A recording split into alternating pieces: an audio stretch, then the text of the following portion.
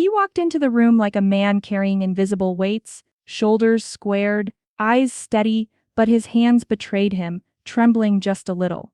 I was sitting behind the glass watching from the receptionist's desk, and something about him made the whole waiting area feel heavier. Not in a bad way, just serious, important.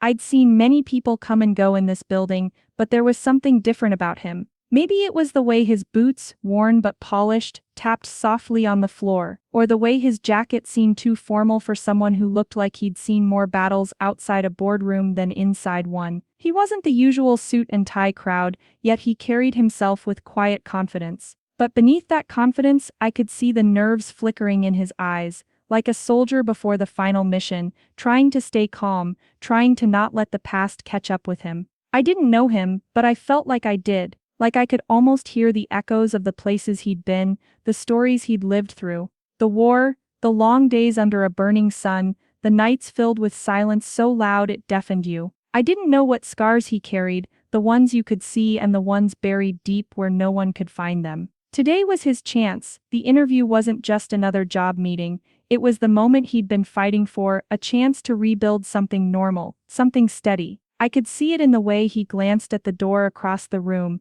the office where the CEO waited. A man whose question would change everything. The room was quiet except for the hum of the air conditioner and the soft tick of the clock. I held my breath, waiting to see what would happen next. Because sometimes the hardest battles aren't fought on distant fields, they're fought in rooms like this, with nothing but words. And I was about to witness one of those battles. I didn't know all the details of his past at first. But over time, pieces of his story slipped through. The quiet moments, the small things that told me more than words ever could. He was a veteran, a man who had spent years in a war zone, far away from the life most of us took for granted. The kind of war where the nights are filled with danger, and the days are a battle to stay alive, not just against enemies, but against the fear and loneliness that follow you home. He had fought bravely, that much was clear. But with bravery came sacrifice, friends lost, moments he'd never forget. Even when he tried. Things he wished he could erase. I saw it in the way he sometimes stared off into the distance,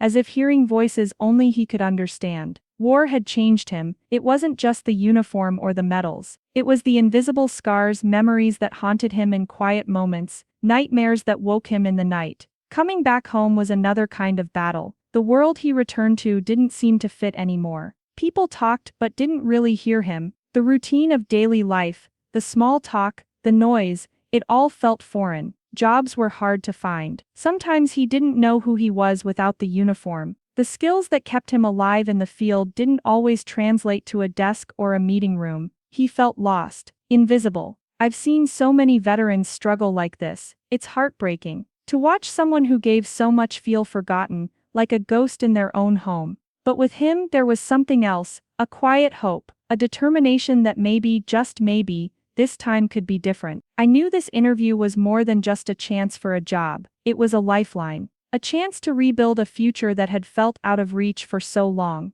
To prove to himself, and maybe to the world, that he still had value beyond the battlefield. That he could be more than his past. I care about him because I've seen that hope flicker before in people who've been through hell and back. Because I believe in second chances. Because sometimes, all it takes is one moment, one opportunity to change everything. This interview was that moment for him. The moment where years of pain and struggle could finally meet a new beginning. And as he waited outside that door, I hoped with all my heart that the man on the other side would see the man in front of him. Not just a veteran, but a person ready to fight one last battle. The battle to start again. The door opened quietly, and the veteran stepped inside. I watched from my desk, heart tightening as he crossed the threshold. The room beyond was sharp and sterile, glass walls, a large mahogany desk, and a man seated behind it, waiting. The CEO. He looked up as the veteran entered. Calm, controlled. His eyes didn't betray much, but there was a weight in his gaze. A quiet authority that filled the room without a word. "Please, have a seat," the CEO said, his voice steady, professional. The veteran nodded and sat down, keeping his back straight, hands resting lightly on his knees. He looked calm on the outside, but I could see the tension simmering just beneath the surface. The CEO smiled politely and began. "Tell me a little about yourself." The veteran took a breath and started. I served 8 years in the military, infantry, deployed twice overseas. His voice was steady but careful, each word seemed measured, like he was choosing them to build a bridge between his past and this new world. The CEO listened, nodding occasionally. What made you decide to transition to civilian life now? The CEO asked. The veteran hesitated a moment, eyes flickering to the window before returning. I'm ready for a new challenge, something stable. I want to apply what I've learned in a different way. The CEO leaned forward slightly. And what skills do you think will transfer from the military to this role? The veteran's hands clenched briefly before he answered. Discipline, leadership, problem solving under pressure. I noticed a flicker in his eyes then, a shadow, maybe a memory. His jaw tightened for a second, then relaxed. Can you tell me about a time you faced a difficult situation and how you handled it? The CEO pressed. The veteran's gaze dropped. There was an incident during my second deployment. He paused. I could almost hear the silence fill the room. I was responsible for my unit's safety. One day, an unexpected attack. I had to make a quick decision to protect my team. It was difficult. I lost a good friend that day. The CEO's expression softened ever so slightly. That must have been hard. The veteran nodded, swallowing hard. It was, but it taught me a lot about responsibility and making tough calls. There was a weight in the air now, a mix of respect and unspoken understanding. But the veteran was visibly holding something back, a deeper part of the story he wasn't ready to share yet. The CEO steepled his fingers and studied the veteran for a moment. Thank you for sharing that. I have one last question for you. It's not an easy one. The veteran's eyes narrowed slightly, preparing himself. The room seemed to hold its breath. I want to ask you about sacrifice, the CEO said slowly. Not the obvious kind, but the personal sacrifices, the ones that don't show on your record or medal. How have those shaped who you are today? The question landed like a weight. The veteran's face went still, his breath caught. For the first time he looked frozen, caught somewhere between past and present, unsure how to answer. I could see the memories flicker behind his eyes, moments too painful to speak aloud, ghosts he had fought to keep locked away. The silence stretched on, thick and heavy, and in that silence, I knew this question wasn't just about the interview. It was the moment that could break him, or set him free. The silence stretched between them like a thick fog. The veteran sat motionless, eyes fixed on a spot just beyond the CEO's shoulder, but his mind was racing in 1,000 directions. The CEO's question hung in the air, heavy, unexpected, impossible to dodge. Tell me, the CEO said, voice calm but firm. Have you ever made a choice in the field that haunted you afterward? One that you wondered if it was the right thing to do? It wasn't just a question about duty or strategy, it was a question about conscience, about the kind of pain no metal could heal. The veteran's hands twitched on his lap, fingers gripping and releasing, like he was trying to hold on to something slipping away. For a long moment he said nothing.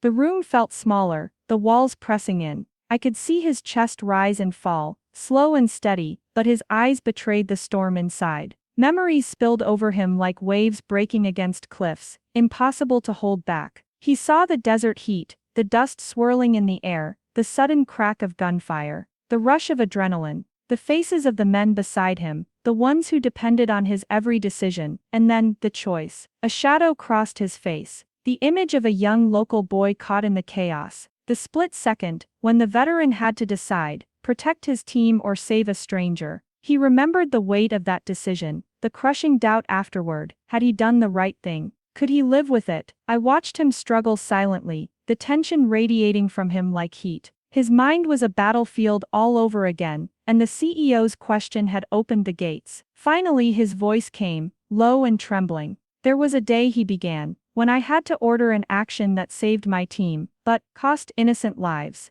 A child, caught in the crossfire. He paused, swallowing hard, eyes wet but fixed ahead. I still wonder if I chose the right path, if I could have done something different. It's a question I live with every day. The room was still. The CEO nodded slowly, absorbing the weight of those words. I felt my throat tighten. Here was a man carrying burdens most of us could never imagine, a burden made heavier by silence and misunderstanding. The veteran's hands unclenched, but his body remained stiff, as if waiting for judgment or mercy. The suspense was unbearable. Would this moment break him? Would the CEO see the man behind the uniform, the man haunted but honest, or would this be the moment everything fell apart? I held my breath, waiting for the next move in a story that was far from over. The veteran's eyes flickered, then steadied. He took a deep breath, as if gathering every ounce of strength left inside him. The silence in the room felt heavier than before, but this time it was different, like something was about to shift.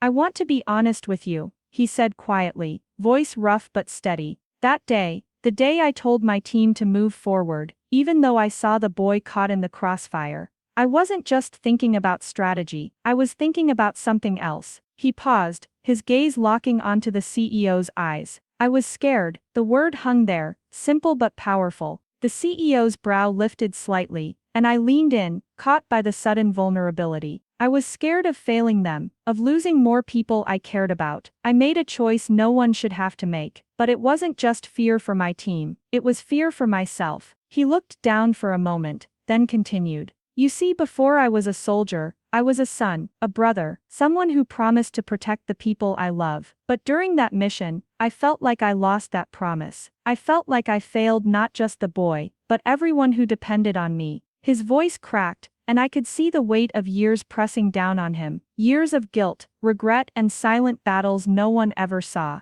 But here's what people don't understand, he said, eyes glistening. The war didn't just take lives, it took pieces of me, and it took pieces of that boy too. I found out later, after the mission, that he survived. A flicker of disbelief passed over the CEO's face. I felt my own breath catch. He survived? The CEO asked softly. The veteran nodded. Yes, he was badly hurt, but he made it. I carried that secret with me for a long time. I thought if anyone knew, they'd see me as weak, or worse, like I didn't care. But I do care, I care deeply, and that's why this interview means everything to me. Because it's not just about a job, it's about proving to myself that I can still fight for what's right, that I can still protect, that I can still live with the choices I've made, and find a way to move forward. The room felt different now. The walls seemed less cold, the space less empty. The veteran's words filled the silence with something raw and real. The CEO nodded slowly,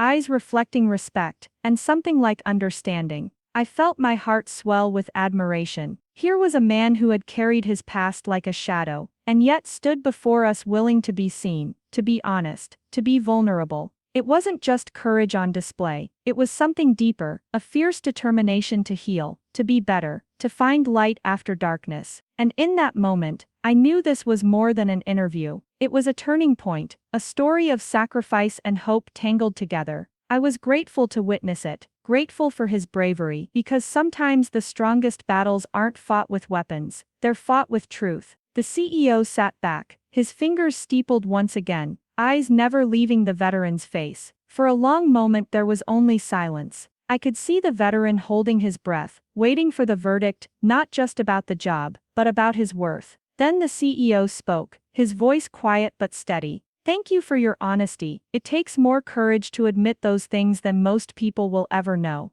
I saw a flicker of something unexpected, empathy in his eyes. Your story isn't easy to hear, but it's real, and real is something this company values. The veteran's shoulders relaxed slightly. Relief seemed to wash over him, but it was cautious, as if he was still waiting for the other shoe to drop. The CEO continued. We all carry burdens, things we're not proud of, or moments we question. What matters is how we face them, how we learn, how we move forward. He leaned forward, voice firm. I won't pretend this is just a job offer. It's an opportunity, a chance to start fresh, but it's also a responsibility to yourself, and to those who'll count on you here. The veteran nodded, eyes shining with a mix of gratitude and resolve. I understand. I'm ready. The CEO gave a small smile. Good, we'll be in touch soon. As the veteran stood and shook the CEO's hand, I could see a flicker of hope in his eyes, fragile but real. But as he walked out of the room, I wondered if this was truly the end of his journey, or just another step in a longer fight. Did he get the job? Would this place become the new mission he needed, or would the past still cling to him, waiting to pull him back? I didn't know. What I did know was this. Sometimes the hardest battles don't have clear answers, and sometimes just showing up is the bravest thing of all. And that day he showed up, fully, honest, ready. That was enough for now. Watching him that day, I realized something powerful. Courage isn't always loud or flashy. Sometimes it's quiet. It's the strength it takes to face your past, to admit your pain, and to step into the unknown anyway. It's the courage to be vulnerable when the world expects you to be strong. This veteran's story is a reminder that starting over isn't easy. It's a struggle filled with doubt, fear, and hope, all tangled together. But it's also a chance to heal, to grow, and to find a new purpose. If you take anything from this story, let it be this: behind every person who's been through hardship, there's a human being trying to find their way, a story worth listening to, a heart worth understanding. Thank you for watching. If this story moved you, please like, comment, and subscribe. Share it with someone who might need to hear it, because empathy can change lives, and sometimes all it takes is a little understanding. We all have battles, and together we can face them.